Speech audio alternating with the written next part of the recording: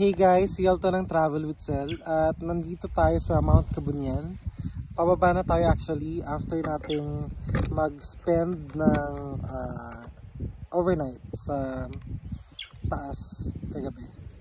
Ayan. So, ang daming friends and family members na nagme-message sa akin. Kinukumusta ako, kinukumusta yung mga tours natin. And this is in light of the tragedy na nangyari kahapon sa Sadanga, kung saan may isang tourist van na nahulog ata sa bangin at may 5 namatay at 9 na nasugatan. Sobrang nakakalungkot yung mga ganitong balita, guys. Our heart goes out to the family members and friends ng mga biktima ng trahedyang to. Actually, itong mga ganitong pangyayari yung nakakapagbigay sa atin ng anxiety bilang tour operator. Kasi yan yung number one thing na iniisip natin bawat biyahe, yung safety ng ating mga joiners. So, nakikita natin sa social media ang daming tao na naghahanap kung sinong sisisihin, ganyan.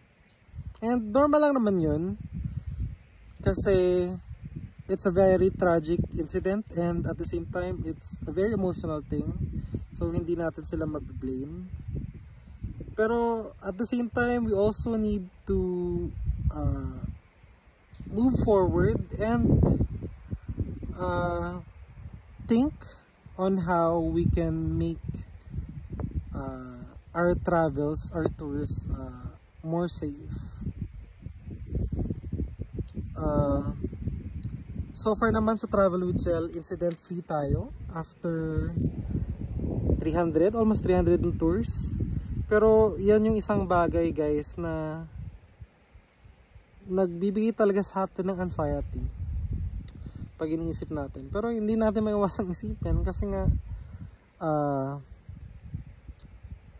number one talaga ang safety above anything else, above getting people on time, above following the itinerary.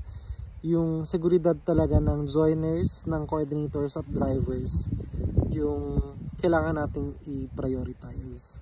So we are striving to think of more ways and better ways to keep our joiners safety every tour.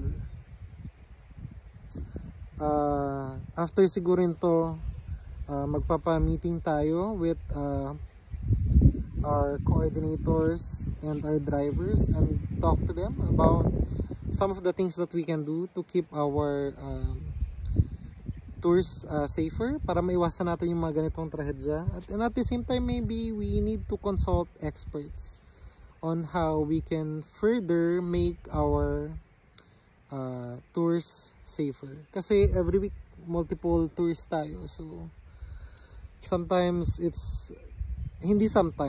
lot of times, or most of the time, ito yung reason kung bakit madaling araw na ako nakakatulog. Kasi kung hindi ako kasama sa tour, hinihintay ko na makauwi lahat ng joiners at mag-update yung coordinator ko na ihatid na lahat ng joiners bago ako matulog. And kung kasama naman ako sa tour, ayun, minsan hindi tayo nakakatulog sa daan, lalo na kapag hindi maganda yung daan dahil nga anxious tayo about sa mga ganyan. Pero I thank our drivers and coordinators for striving rin to keep our joiners safe, and we commit to improve, always make improvements sa safety ng ating tours, and to always prioritize yung kaligtasan ng lahat ng ating joiners at pati na rin ng ating course at mga drivers.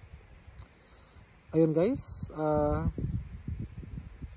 let's just pray na hindi na ulit mangyari to at maiwasan pa itong mga ganitong pangyayari. Yun lang, guys. Travel with Sel.